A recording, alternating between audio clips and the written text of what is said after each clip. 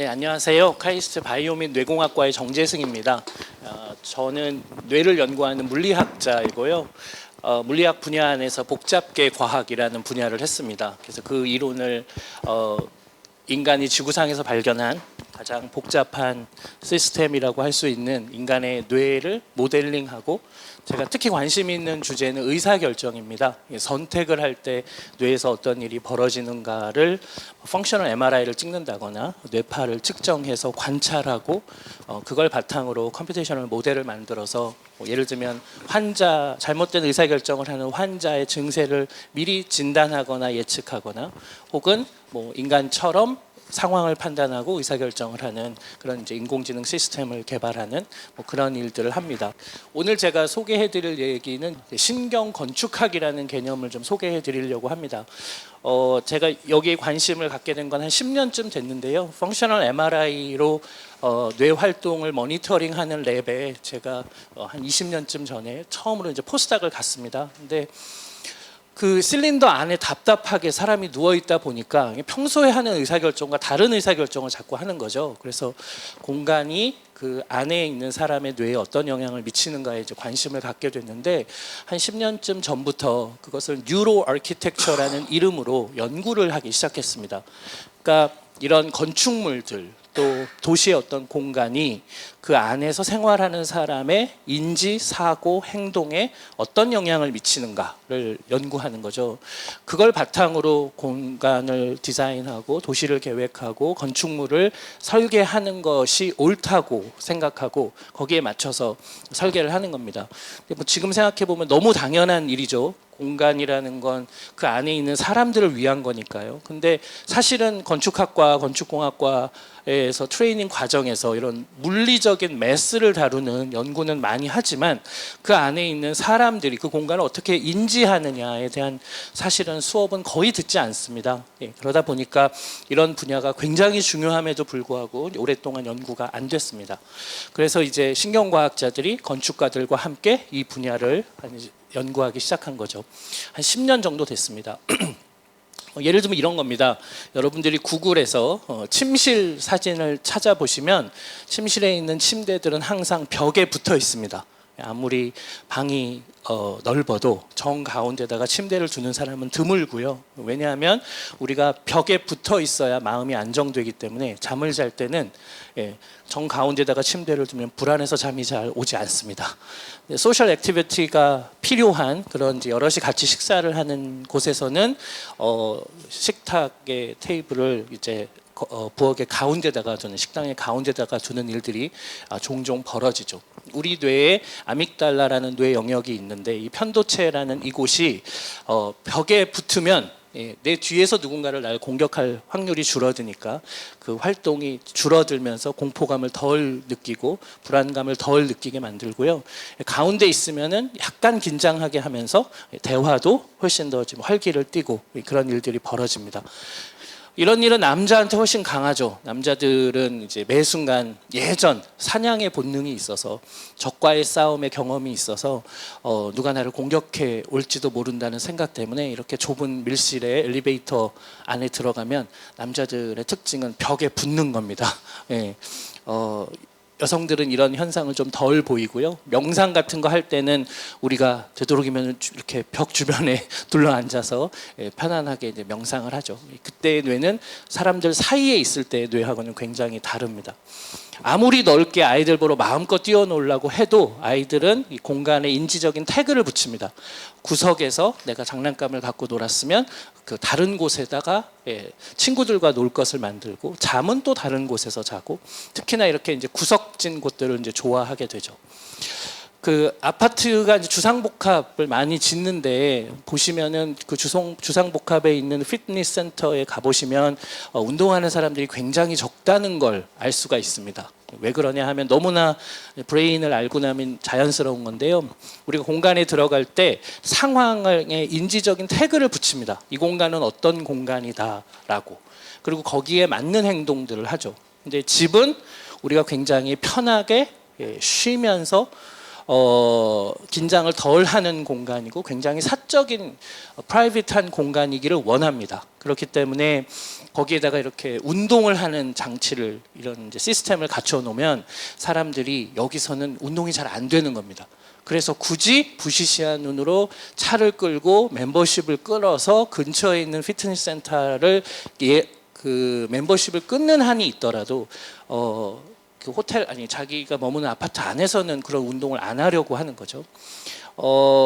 근데 이제 사람들에게는 그렇게 뭔가 일어나서 그 운전을 하고 어딘가 다른 공간으로 가는 것 자체가 사실은 리추얼이 됩니다. 그래서 미국에서도 한때 재택근무를 이제 많이 하려고 했는데 이 재택근무가 쉽지 않은 게 집 안에서 일하는 모드와 쉬는 모드의 쉬프트가 쉽지 않은 거죠. 그래서 그거를 잘 해줄 수 있는 게이트를 마련하는 게 리추얼을 마련하는 게 중요합니다. 예를 들면 내가 일은 항상 서재방에서 하고 서재로 갈 때는 그래도 뭔가 어떤 사람은 뭐 넥타이를 메고 들어간다거나 하는 이제 일종의 리추얼을 하면 이게 가능하기도 하지만 통상은 그런 일들을 잘 안 하기 때문에 재택근무라는 게 쉽지 않죠. 그래서 야후도 보면 마리사 메이어가 재택근무를 완전히 활성화해서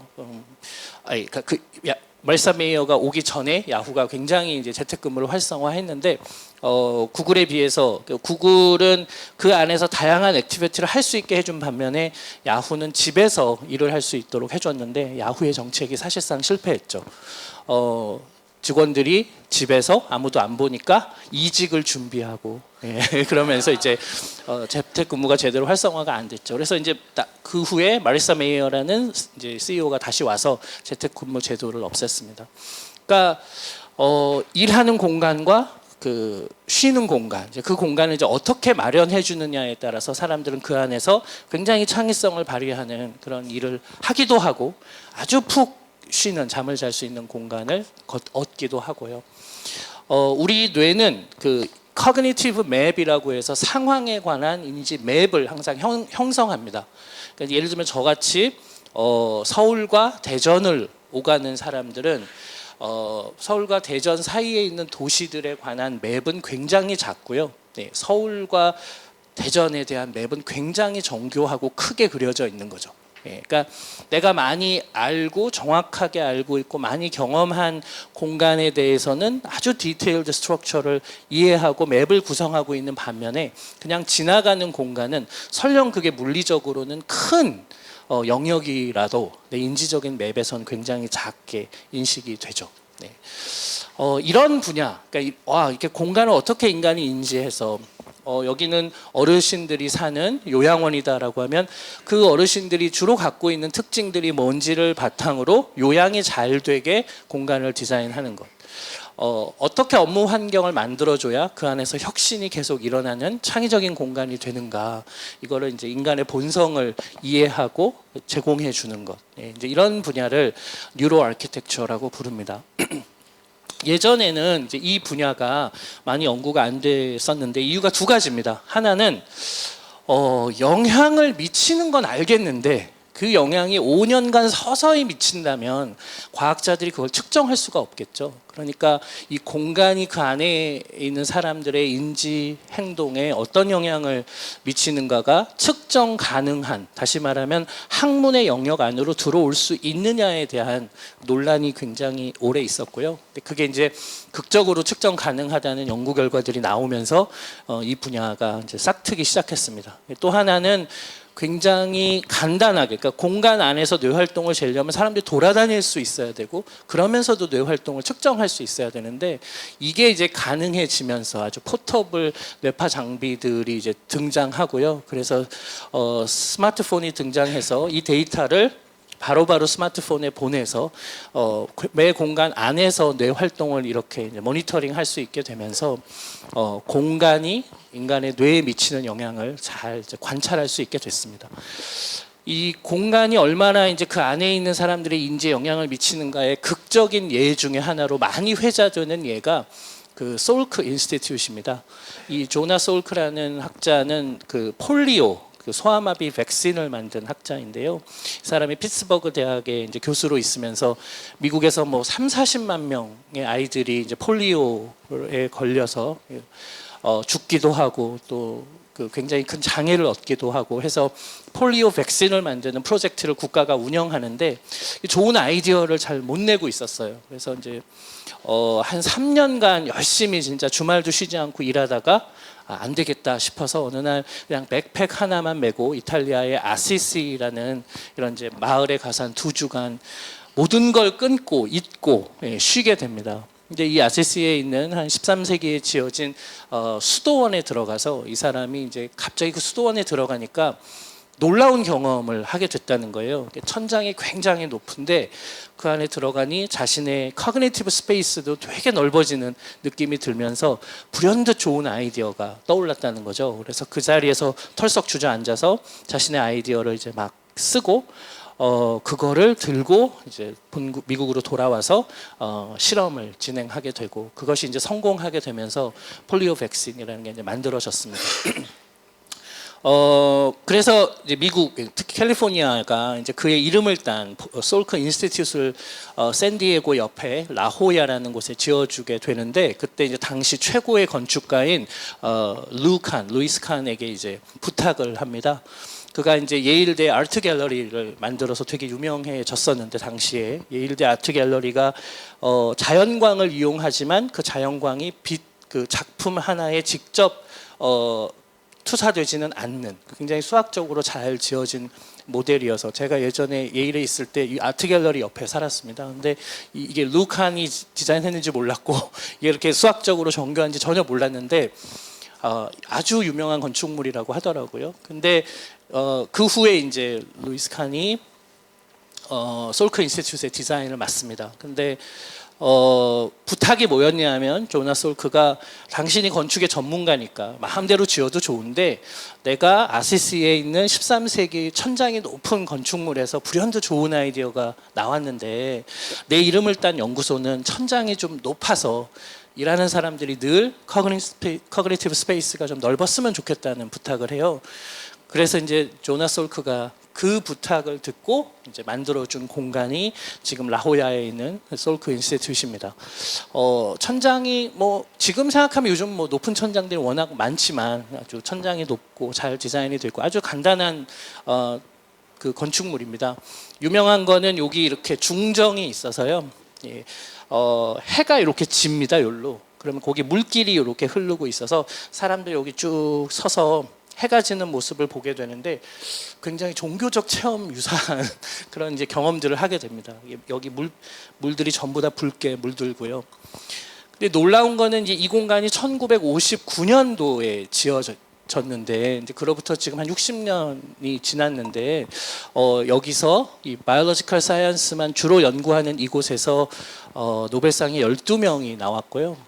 그 20세기 후반에 지어진 연구소 중에서 가장 높은 성취를 한 곳이 됐습니다. 근데 재미있는 건 이제 여기서 일하는 사람들이 자꾸 이런 얘기를 하는 거예요. 내가 하버드에 있을 때는 좋은 아이디어가 잘 안 나왔는데 솔크로 옮겼더니 여기서 아이디어가 잘 나온다라든가 여기 있을 땐 좋은 아이디어가 잘 나왔는데 스탠포드로 옮겼더니 요즘 아이디어가 잘 안 나와. 이런 얘기를 자꾸 하는 거예요. 그러면서 이제 그들 사이에 얼번 미스가 뭐냐면 솔크는 천장이 높아서 우리가 좋은 아이디어를 많이 냈다. 이런 얘기들을 그들끼리 나누었다는 겁니다.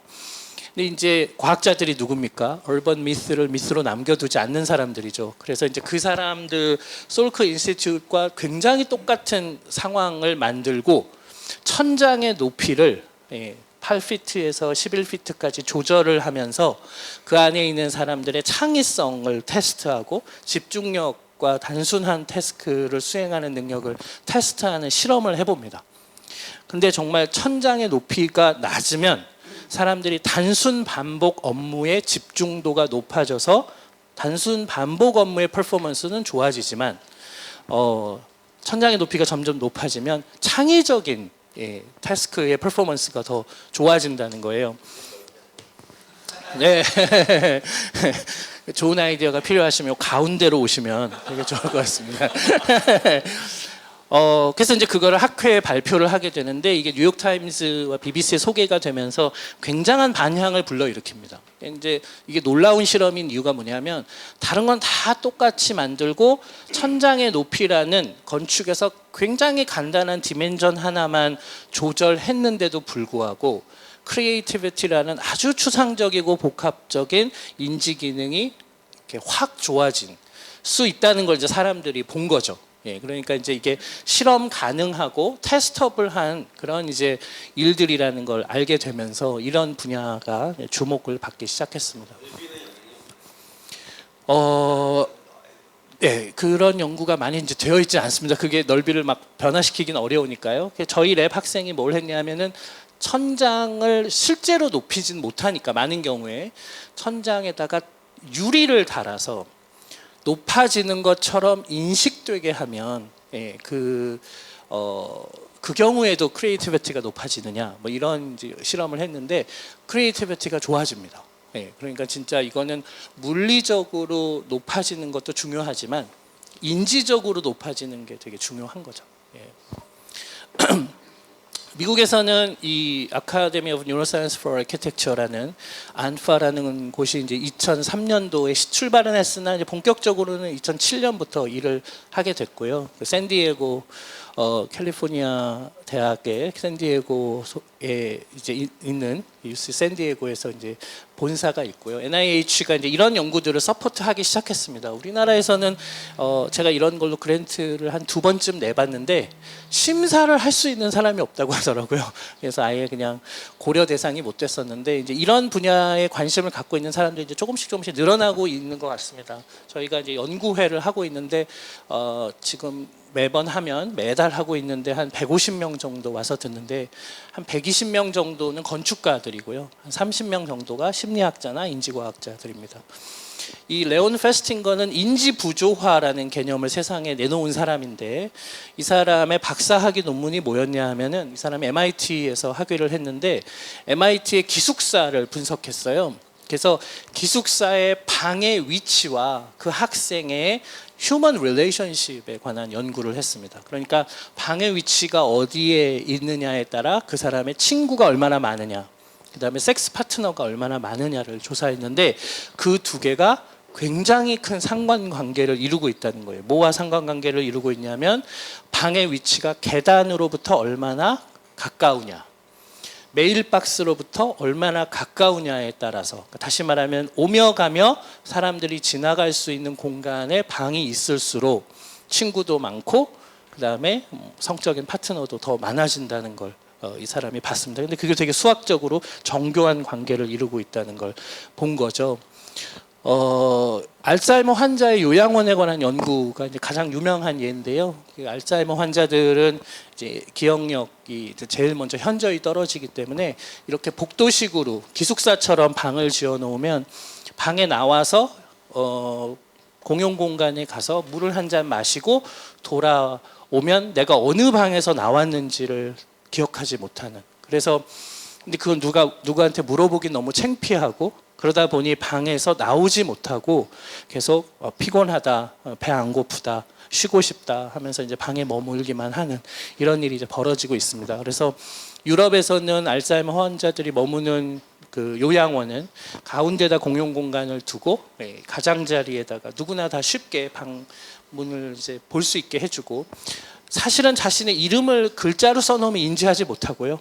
요즘 모습들 사진으로 찍어도 기억하지 못합니다. 가족들을요. 그래서 본인의 어린 시절 사진들을 붙여놓아야 이게 최근 기억부터 사라지기 때문에 그런 방식의 이제 태깅을 쓰고 있고, 어렸을 때 갖고 놀았던 물건들을 앞에 박물관처럼 진열해 놓으면서 그럼 이제 사람들하고 옛날에 어렸을 때 내가 이걸 가지고 뭘 하고 놀았지라고 이제 어휘수가 늘어나기 때문에 인지 기능이 떨어지는 거를 좀 경감해 줄 수가 있습니다. 그래서 이제 이런 식으로 건축의 방향이 이제 많이 바뀌고 있죠. 쇼핑하는 공간이 백화점에 창문이 없다거나 시계가 없다거나 거울이 많다거나 심지어는 그 음식을 카트에 담아서 음식을 나를 때도요. 그 그 카운터 앞에 줄을 설 때 약간 기울기를 만들어 놔가지고 가만히 놔두면 이게 뒤로 밀리게 미국의 그 백화점들은 놔뒀습니다. 블루밍데일이 이제 대표적인 예인데요. 그렇게 해놓으면은 뒤로 밀리긴 하지만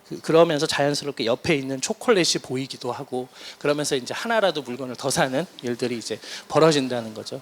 그 각도가 어느 각도이냐에 따라서 판매량이 되게 달라지는 걸 이제 분석해서 연구를 하고 있습니다.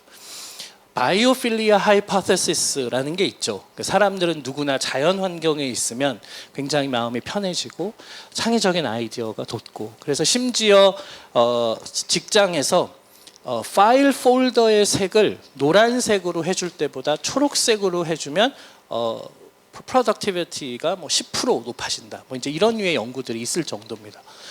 그러니까 이제 우리가 내재적으로 자연 환경에 대해서 이제 굉장히 친숙한데 요즘 신경 건축학 분야에서 핫 이슈는 도시에서 태어난 이 아스팔트 세대들도 과연 자연에서 훨씬 더 좋은 더 프로덕티비티를 보이는지 크리에이티비티를 보이는지 뭐 이런 연구들을 많이 하고 있습니다. 전화벨 소리가 업무에 방해가 되기 때문에 전화벨 소리를 없애는 그런 일들을 요즘 공간들이 하고 있고요. 그리고 평범한 사람들이 모여서 어떻게 창의적인 아이디어를 내기 위해서는 그룹 지니어스를 유도할까, 그걸 위한 이제 창의적인 공간들에 대한 택틱이 굉장히 많이 이제 서제스천이 돼 있습니다. 그러니까 창의적인 아이디어를 낼 때 우리 뇌가 굉장히 여러 영역들이 서로 연결되는 이런 경험들을 하게 되는데 이걸 부스팅하는 환경이 뭐냐. 그래서 혁신의 실마리가 도처에 산재해 있는 그런 이제 공간들을 디자인하는 일들을 제가 이제 회사들과 하고 해왔습니다. 예를 들면 엘리베이터 앞에 서 있는데 뭐 간단한 인공지능 엔진이 인터넷을 돌아다니면서 그 회사가 하고 있는 업무와 관련된 그런 뉴스 클립들을 사진과 함께 보여주는 겁니다. 그러면 이게 포르투갈에선 이런 일이 있었구나. 예. 스페인에서는 이런 일이 있었구나. 우리가 흔히 뉴스에서 접하지 못하는 소식들을 이제 엘리베이터에서 기다리다가 우연히 발견하게 되는데 그것이 창의적인 아이디어의 씨앗이 된다는 거죠. 그러니까 대개 혁신의 실마리는 동종업계 사람들이 열심히 뒤지는 곳에 있는 게 아니라 좀 엉뚱한 분야에 항상 있기 때문에 그런 것을 부스팅해 주는 거죠. 대표적인 예 중에 하나가 이제 MIT의 빌딩 20 같은 예일 텐데요. 1943년도에 제2차 세계대전 때 군사기술을 개발하기 위해서 그냥 아주 급조된 건물의 모양도 이렇게 생겼습니다. 위에서 보면은 이렇게 낡은 콘크리트 벽처럼 생겼는데 이게 벽도 없이 그냥 사람들이 실험 테이블 쫙 놓고 거기서 실험을 했는데 그러다 보니 세계적인 대가 어포인먼트를 해야만 만날 수 있는 사람들과 옆 테이블에서 같이 실험도 하고 커피 머신 앞에서 얘기도 나눌 수 있으니까 분야 간 융합이라는 걸 1940년대 사람들이 처음 경험한 겁니다. 그러니까 이제 너무 이게 좋아서 전쟁이 끝났음에도 불구하고 이게 금방 없애려고 급조해서 만든 것임에도 불구하고 사람들의 요청으로 1998년까지 계속 유지가 됐고요. 노암 촘스키가 여기서 생물학자들과 대화를 나누면서 자신의 언어 이론을 만들었고 이걸 이제 허물면서 미디어 랩이라는 이제 좀 더 이제 발전된 형태의 융합 연구 기관이 만들어지게 됐습니다. 그리고 이제 회사들이 이제 그런 걸 따라해서 빌딩 20가 아니라 빌딩 99 같은 마이크로소프트 같은 곳에 가면 이제 이런 것들이 있죠. 이노베이션 짐이라든가 이렇게 여러 사람들이 모여서 뚝딱뚝딱 뭔가를 해볼 수 있는 이런 공간들을 만들어 놓았습니다. 그래서 창의적인 그런 업무 환경을 위해서는 이렇게 소셜 인터랙션이 되게 중요해서 구글처럼 화장실을 정 가운데 두고 사람들이 가장 많이 왔다 갔다 할 수 있는 공간인 화장실 옆에 뭐 같이 얘기할 수 있는 카페테리아를 만들어서 화장실에서 우연히 만난 사람들이 카페에 가서 차를 마시면서 너 요즘 하고 있는 일이 뭐냐라고 하면 그 개발자들은 늘 그런 얘기를 하거든요. 너 요즘 뭐 하냐? 문제가 뭐냐? 그러면 지금 이 업무를 하고 있지 않은 옆에 사람도 다 엑스퍼티스가 뛰어난 사람들이기 때문에 그 사람들도 이제 좋은 조언들을 많이 해줘서 크리에이티비티가 늘어난다는 거죠. 반면에 그런다고 해서 늘 좋은 아이디어가 나오는 건 아니고 이 solitude, 고독이 필요하다는 겁니다. 혼자 조용히 집중해서 혼자 생각하는 시간이 있어야 그랬던 사람들이 모여서 인터랙션을 할 때 좋은 아이디어들을 많이 낸다는 겁니다. 그래서 우리는 기업이 밀실과 광장을 다 제공해 줄 필요가 있는데 대개의 회사들은 혼자 조용히 집중하기엔 너무 산만하고 예, 인터랙션을 막 하기에는 좀 조용해야 되는 이 중간 어중간한 사실 공간에 늘 우리가 놓여 있죠. 그래서 이제 이 두 가지를 함께 할 수 있는 그런 이제 공간을 제공해 주면 좋다 뭐 이런 겁니다. 마지막으로 얘 하나만 이제 보여드리고 마무리를 하겠습니다. 이 공간은 이제 아이들 보시면은 이제 출발은 지금 현재 NIH가 가장 크게 서포트하고 있는 신경 건축학 연구가 두 가지인데 하나는 어르신들을 위한 공간입니다.